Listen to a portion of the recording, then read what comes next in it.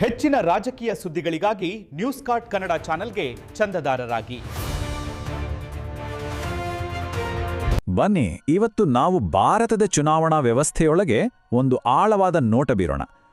ಲಭ್ಯವಿರೋ ವರದಿಗಳ ಪ್ರಕಾರ ಪಶ್ಚಿಮ ಬಂಗಾಳದ ವೋಟರ್ ಲಿಸ್ಟ್ನಲ್ಲಿ ಕೆಲವು ಆಶ್ಚರ್ಯಕರ ಗೊಂದಲಗಳು ಕಂಡುಬಂದಿದೆ.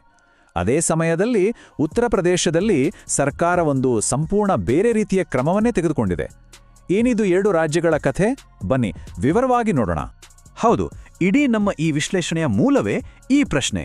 ಪಶ್ಚಿಮ ಬಂಗಾಳದ ವೋಟರ್ ಲಿಸ್ಟ್, ಅದರಲ್ಲಿ ಎಲ್ಲವೂ ಸರಿ ಇದೆಯಾ? ಈ ಪ್ರಶ್ನೆ ನಮ್ಮನ್ನ ನೇರವಾಗಿ ವಿಷಯದ ಆಳಕ್ಕೆ ಕರ್ಕೊಂಡೋಗುತ್ತೆ. ಹಾಗಿದ್ರ ಬನ್ನಿ ಶುರು ಮಾಡೋಣ. ಸರಿ, ಮೊದಲಿಗೆ ಈ ಸಂಖ್ಯೆಯನ್ನೊಮ್ಮೆ ನೋಡಿ. 58 ಲಕ್ಷ. ಇದೇನು ಅಂತೀರಾ? ಇದು ಇತ್ತೀಚೆಗೆ ಪಶ್ಚಿಮ ಬಂಗಾಳದ ವೋಟರ್ ಲಿಸ್ಟ್ನಿಂದ ಅಧಿಕೃತವಾಗಿ ತೆಗೆದುಹಾಕಿದ ಮತದಾರರ ಸಂಖ್ಯೆ. ಕಾರಣಗಳು? ಸರಿ, ಯಾರಾದರೂ ತೀರ್ಕೊಂಡಿದ್ರೆ ಅಥವಾ ಬೇರೆ ಕಡೆಗೆ ಶಿಫ್ಟ್ ಆಗಿದ್ರೆ, ಇಲ್ಲಾಂದ್ರೆ ಒಂದೇ ಹೆಸರು 2 ಕಡೆ ಇದ್ರೆ, ಈ ಥರದ ಕಾರಣಗಳಿಗೆ ಈ ಕ್ರಮವನ್ನು ತಗೊಂಡಿದ್ದಾರೆ. ಆದರೆ ಇಲ್ಲೊಂದು ಇಂಟ್ರೆಸ್ಟಿಂಗ್ ವಿಷಯ ಇದೆ. ಈ 58 ಲಕ್ಷ ಅನ್ನೋ ಸಂಖ್ಯೆ ಇದೆಯಲ್ಲ, ಬೇರೆ ರಾಜ್ಯಗಳಿಗೆ ಹೋಲಿಸಿದ್ರೆ ಇದು ಆಶ್ಚರ್ಯಕರವಾಗಿ ಕಡಿಮೆ. ಈಗ ನೋಡಿ, ತಮಿಳುನಾಡಿನಲ್ಲಿ ಸುಮಾರು 97 ಲಕ್ಷ, ಗುಜರಾತ್ನಲ್ಲಂತೂ 73 ಲಕ್ಷ ವೋಟರ್ಸ್ನ ತೆಗೆದುಹಾಕಿದ್ದಾರೆ. ಆದರೆ ಬಂಗಾಳದಲ್ಲಿ ಇಷ್ಟು ಕಡಿಮೆ ಯಾಕೆ? ವರದಿಗಳ ಪ್ರಕಾರ ಇದೇ ವ್ಯತ್ಯಾಸ ಮೊದಲ ಅನುಮಾನಕ್ಕೆ ಕಾರಣವಾಯಿತು. ಆದರೆ ಕಥೆ ಇಲ್ಲಿಗೆ ಮುಗಿಯಲ್ಲ. ಈ 58 ಲಕ್ಷ ಅನ್ನೋದಿದೆಯಲ್ಲ, ಅದು ಕೇವಲ ಒಂದು ಸಣ್ಣ ತುದಿ ಅಷ್ಟೇ. ಚುನಾವಣಾ ಆಯೋಗದ ತನಿಖೆ ಮುಂದೆ ಸಾಗಿದಂತೆ ಇದಕ್ಕಿಂತ ಎಷ್ಟೋ ದೊಡ್ಡದಾದ ವಿಷಯವೊಂದು ಹೊರಬಂದಿದೆ ಅಂತ ವರದಿಗಳು ಹೇಳ್ತವೆ. ಏನದು? ಇದು ನೋಡಿ, ಆ ಸಂಖ್ಯೆ 1,60,00,000. ಹೌದು, ನಂಬೋಕೆ ಕಷ್ಟ ಆದರೂ ಇದು ನಿಜ. ಇಷ್ಟೊಂದು ಜನ ಅಂದರೆ ಬಂಗಾಳದ 1.6 ಕೋಟಿ ಮತದಾರರು ಈಗ ಎಲೆಕ್ಷನ್ ಕಮಿಷನ್ನ ಸೂಕ್ಷ್ಮ ಪರಿಶೀಲನೆಯಲ್ಲಿ ಇದ್ದಾರಂತೆ. ಕಾರಣ, ಅವರ ಡಾಕ್ಯುಮೆಂಟ್ಸ್ಗಳಲ್ಲಿ ಸಿಕ್ಕಾಪಟ್ಟೆ ವ್ಯತ್ಯಾಸಗಳು ಕಂಡುಬಂದಿದೆ. ಹಾಗಿದ್ರೆ ಎಲೆಕ್ಷನ್ ಕಮಿಷನ್ಗೆ ಅನುಮಾನ ಬರೋಕೆ ಕಾರಣವಾದ ಆ ವ್ಯತ್ಯಾಸಗಳು ಯಾವುವು? ಮುಂದಿನ ಭಾಗದಲ್ಲಿ ಅದನ್ನೇ ಒಂದೊಂದಾಗಿ ನೋಡೋಣ ಬನ್ನಿ. ಓಕೆ, ಇಲ್ಲಿ ನೋಡಿ, ವೋಟರ್ ಲಿಸ್ಟ್ನಲ್ಲಿ ಸಿಕ್ಕಿರೋ ಕೆಲವು ಪ್ರಮುಖ ವ್ಯತ್ಯಾಸಗಳ ಲಿಸ್ಟ್ ಇದು. ತಂದೆ ಹೆಸರು ಮಿಸ್ಮ್ಯಾಚ್, ವಯಸ್ಸಿನ ವ್ಯತ್ಯಾಸ, ಲಿಂಗದ ಗೊಂದಲ.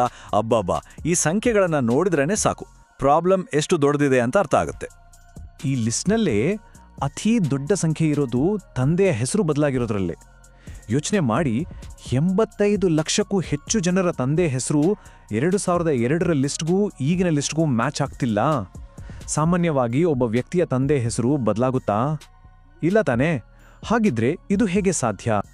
ಇದು ಮತ್ತೊಂದು ದೊಡ್ಡ ತಾರ್ಕಿಕ ಪ್ರಶ್ನೆಯನ್ನೇ ಎತ್ತುತ್ತೆ. ಈಗ ನೋಡಿ, ಇವತ್ತು 45 ವರ್ಷ ದಾಟಿದವರು 2002ರಲ್ಲಿ 23 ವರ್ಷದವರಾಗಿರಬೇಕಲ್ವಾ? ಅಂದ್ರೆ ಆಗಲೇ ಅವರು ವೋಟ್ ಮಾಡೋಕ್ಕೆ ಅರ್ಹರಾಗಿದ್ರು. ಆದರೆ 20 ಲಕ್ಷಕ್ಕೂ ಹೆಚ್ಚು ಇಂಥವರ ಹೆಸರು 2002ರ ಲಿಸ್ಟಿನಲ್ಲೇ ಇಲ್ಲ.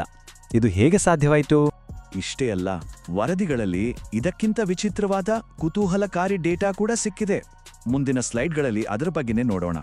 ಈ ಸಂಖ್ಯೆಗಳನ್ನ ಒಮ್ಮೆ ಸರಿಯಾಗಿ ನೋಡಿ. ಡಾಕ್ಯುಮೆಂಟ್ಸ್ ಪ್ರಕಾರ ಸುಮಾರು 12 ಲಕ್ಷ ಜನ ತಮ್ಮ ಪೋಷಕರಿಗಿಂತ ಕೇವಲ 15 ವರ್ಷ ಚಿಕ್ಕವರಂತೆ. ಅಷ್ಟೇ ಅಲ್ಲ, 3 ಲಕ್ಷಕ್ಕೂ ಹೆಚ್ಚು ಜನ ತಮ್ಮ ಅಜ್ಜ ಅಜ್ಜಿಯರಿಗಿಂತ ಕೇವಲ 40 ವರ್ಷ ಚಿಕ್ಕವರಂತೆ. ತಂದೆಗಿಂತ ಮಗ 15 ವರ್ಷ, ಅಜ್ಜನಿಗಿಂತ ಮೊಮ್ಮಗ 40 ವರ್ಷ ಚಿಕ್ಕವನಾಗಿರೋಕೆ ಇದು ಜೀವಶಾಸ್ತ್ರೀಯವಾಗಿ ಸಾಧ್ಯನಾ? ಈ ಎಲ್ಲ ಅಂಕಿಅಂಶಗಳು, ಈ ಎಲ್ಲ ಡೇಟಾದಲ್ಲಿನ ಗೊಂದಲಗಳು ಒಂದೇ ಒಂದು ಮೂಲಭೂತ ಪ್ರಶ್ನೆನ ಕೇಳೋಂತೆ ಮಾಡುತ್ತೆ. ಇದೆಲ್ಲ ನಿಜಕ್ಕೂ ಹೇಗೆ ಸಾಧ್ಯ? ಸರಿ, ಈಗ ಪಶ್ಚಿಮ ಬಂಗಾಳದ ಕಥೆಯನ್ನ ಪಕ್ಕಕ್ಕಿಟ್ಟು ನಮ್ಮ ಗಮನವನ್ನ ಇನ್ನೊಂದು ಪ್ರಮುಖ ರಾಜ್ಯ ಉತ್ತರ ಪ್ರದೇಶದ ಕಡೆಗೆ ಹರಿಸೋಣ. ಯಾಕಂದ್ರೆ ವರದಿಗಳ ಪ್ರಕಾರ ಅಲ್ಲಿನ ಪರಿಸ್ಥಿತಿ ಮತ್ತು ಸರ್ಕಾರದ ಕ್ರಮಗಳು ತುಂಬಾನೇ ಭಿನ್ನವಾಗಿವೆ.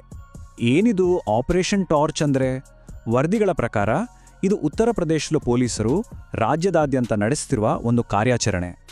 ಇದರಲ್ಲಿ ಅವರು ಮನೆ ಮನೆಗೆ ಹೋಗಿ ಡಾಕ್ಯುಮೆಂಟ್ಸ್ ಪರಿಶೀಲಿಸಿ ಅಕ್ರಮ ವಲಸಿಗರನ್ನ ಪತ್ತೆ ಹಚ್ಚುವ ಕೆಲಸ ಮಾಡುತ್ತಿದ್ದಾರೆ. ಇಲ್ಲಿ ನೋಡಿ, ವರದಿಗಳ ಆಧಾರದ ಮೇಲೆ 2 ರಾಜ್ಯಗಳ ನಡುವಿನ ಒಂದು ನೇರ ಹೋಲಿಕೆ.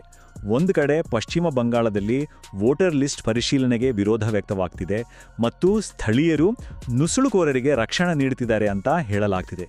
ಇನ್ನೊಂದು ಕಡೆ ಉತ್ತರ ಪ್ರದೇಶದಲ್ಲಿ ಸರ್ಕಾರವೇ ಆಪರೇಷನ್ ಟಾರ್ಚ್ ಮೂಲಕ ಪೂರ್ವಭಾವಿ ಕ್ರಮ ತಗೊಂಡಿದೆ ಮತ್ತು ಇದಕ್ಕೆ ಸಾರ್ವಜನಿಕರು ಪೊಲೀಸರೊಂದಿಗೆ ಸಹಕರಿಸುತ್ತಿದ್ದಾರೆ ಅಂತ ವರದಿಯಾಗಿದೆ. ಸರಿ, ಈಗ ನಾವು ಈ ವಿಶ್ಲೇಷಣೆಯ ಅಂತಿಮ ಭಾಗಕ್ಕೆ ಬಂದಿದ್ದೇವೆ. ಈ 2 ರಾಜ್ಯಗಳ ವಿಭಿನ್ನ ಪರಿಸ್ಥಿತಿಗಳನ್ನ ಒಂದು ಹಳೆಯ ಗಾದೆ ಮಾತಿನ ಮೂಲಕ ಅರ್ಥ ಮಾಡಿಕೊಳ್ಳೋ ಪ್ರಯತ್ನ ಮಾಡೋಣ. ನೋಡಿ, ಯಥಾ ರಾಜ ತಥಾ ಪ್ರಜಾ. ಈ ಎರಡು ವಿಭಿನ್ನ ಸನ್ನಿವೇಶಗಳನ್ನು ವಿವರಿಸಕ್ಕೆ ವರದಿಗಳು ಈ ಹಳೆಯ ಗಾದೆ ಮಾತನ್ನ ಬಳಸ್ತವೆ. ಇದು ಇವತ್ತಿನ ಕಾಲಕ್ಕೂ ಅನ್ವಯಿಸ್ತಾ? ಈ ಗಾದೆ ಅರ್ಥ ತುಂಬಾ ಸರಳ. ರಾಜ ಹೇಗೋ ಪ್ರಜೆಗಳು ಹಾಗೆ. ಅಂದ್ರೆ ಆಡಳಿತ ನಡೆಸುವವರ ರೀತಿ ನೀತಿಗಳು, ಅವರ ಗುಣಗಳು ಜನರ ನಡವಳಿಕೆ ಮೇಲೆ ನೇರವಾದ ಪ್ರಭಾವ ಬೀರುತ್ತೆ ಅಂತ.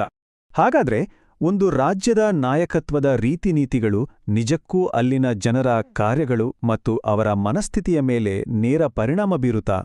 ಆಡಳಿತಕ್ಕೂ ಸಮಾಜಕ್ಕೂ ಇರೋ ಈ ಸಂಕೀರ್ಣ ಸಂಬಂಧದ ಬಗ್ಗೆ ಚಿಂತನೆಗೆ ಹಚ್ಚುವ ಈ ಒಂದು ಪ್ರಶ್ನೆಯೊಂದಿಗೆ ಈ ವಿವರಣೆಯನ್ನ ಮುಗಿಸೋಣ. ಇದರ ಬಗ್ಗೆ ಯೋಚಿಸಿ ನೋಡಿ.